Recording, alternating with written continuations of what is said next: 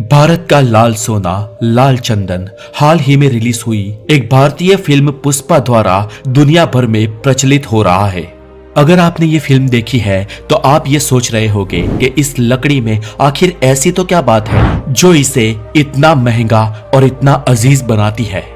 तो दोस्तों, इस दुनिया का एक नियम है, जहां पर डिमांड ज्यादा हो और सप्लाई कम हो तो वो चीज खुद ब खुद कीमती हो जाती है। पर दोस्तों, लाल चंदन की डिमांड और सप्लाई दोनों से ज्यादा इंटरेस्टिंग है इसकी कहानी, इससे बनाई जाने वाली चीजें और इसकी लगातार हो रही तस्करी। दोस्तों, आज आप इस एपिसोड में इसी सब के बारे में जानोगे। और अगर आपको यह लगता है कि दुनिया की सबसे कीमती लकड़ी लाल चंदन है तो आपको एक और भी चीज इस वीडियो में चौंकाएगी। लाल चंदन से कई गुना ज्यादा कीमती एक लकड़ी है दुनिया में, जिसकी कीमत जानकर आपके होश उड़ जाएंगे। तो बने रहे इस वीडियो के साथ। Hello guys, welcome to YT tech Yuvraj. और ऐसे ही इंटरेस्टिंग वीडियो के लिए करें हमारे YouTube channel YT tech Yuvraj को एंड चलते हैं वीडियो की तरफ। लाल चंदन की बात करें तो ये सिर्फ भारत में ही मिलता है। भारत के दो राज्य में, एक आंध्र प्रदेश और दूसरे तमिलनाडु में। और वहां भी वो हर जगह पे नहीं, लेकिन सिर्फ और सिर्फ वहां के 4 जिलों में, चित्तूर, कडप्पा, कर्नूल और सबसे अधिक नेल्लोर में फैली शेषाचलम की पहाड़ियों में मिलता है। इस लकड़ी के 1 किलोग्राम पीस की कीमत करीब 25 से 30 हजार रुपए तक होती है। और लाल चंदन के एक पेड़ से करीब 30 किलोग्राम तक लकड़ी निकाली जा सकती है, जिस वजह से इस चंदन के एक पेड़ की कीमत करीब 8 से 9 लाख रुपए तक पहुंच जाती है।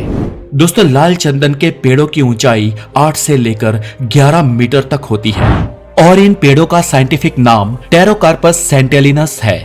इस लाल चंदन की खेती सभी तरह की मिट्टी में हो सकती है।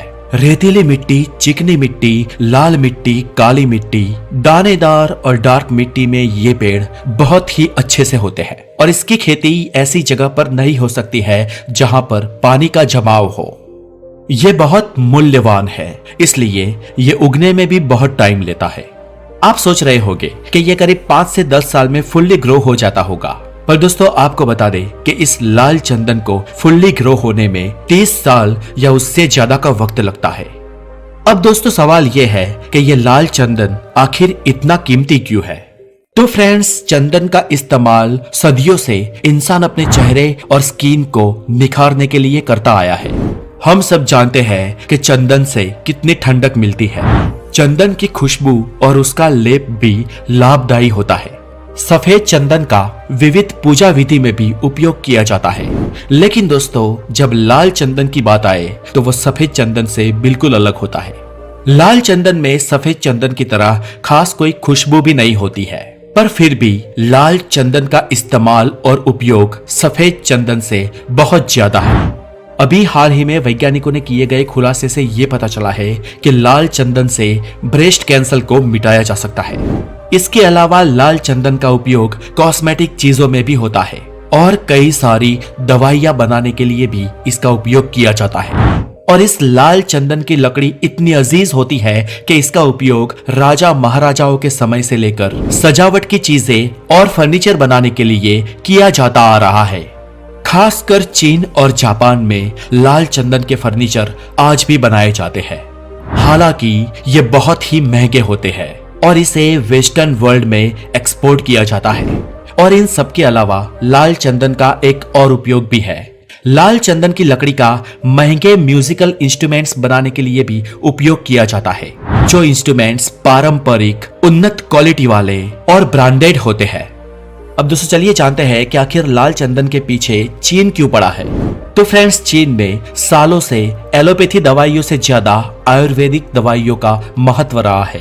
चीन के पास ऐसे कई सारे पारंपरिक मिक्सचर्स हैं जिसे लाल चंदन के साथ मिलाकर कई सारी दवाइयां बनाई जाए। इसके अलावा चीन के लोग म्यूजिकल इंस्ट्रूमेंट्स और महंगे फर्नीचर में लाल चंदन का पुरजोर उपयोग करते हैं, और जिसकी वजह से चीनी सरकार हमेशा इसकी तलाश में रहती है। और दोस्तों, सबसे अहम चीज ये है कि लाल चंदन पूरी दुनिया में उसकी डिमांड के हिसाब से बहुत ही कम मिलता है, और जिस वजह से हमेशा उसकी डिमांड बनी रहती है। और इसी कारण यही से शुरू होती है लाल चंदन की स्मगलिंग और उससे जुड़े माफिया के काले धंधे। सरकारी तरीकों से अगर देखा जाए तो आंध्र प्रदेश वन विभाग की एक वेबसाइट के अनुसार चीन, जापान, सिंगापुर, ऑस्ट्रेलिया, संयुक्त अरब अमीरात और पश्चिमी देशों के करीब 400 के करीब व्यापारी इसकी बोली लगाते हैं, जिसमें से करीब 150 से ज्यादा तो चीन के ही होते हैं। ये तो लाल चंदन पाने के ऑफिशियल तरीके हैं। गैर कानूनन तरीके से लाल चंदन की तस्करी होती है और इसके भूतकाल में कई सारे मामले सामने आए हैं, जिसके कारण हमारी सरकार ने शेषाचलम की पहाड़ियों में बहुत बड़ी सुरक्षा व्यवस्था की है। फिर भी इसे पानी में बहाकर उसका पाउडर बनाकर या कई सारी और तकनीकों से भी इसकी तस्करी कर माल चीन पहुंचाया जाता है।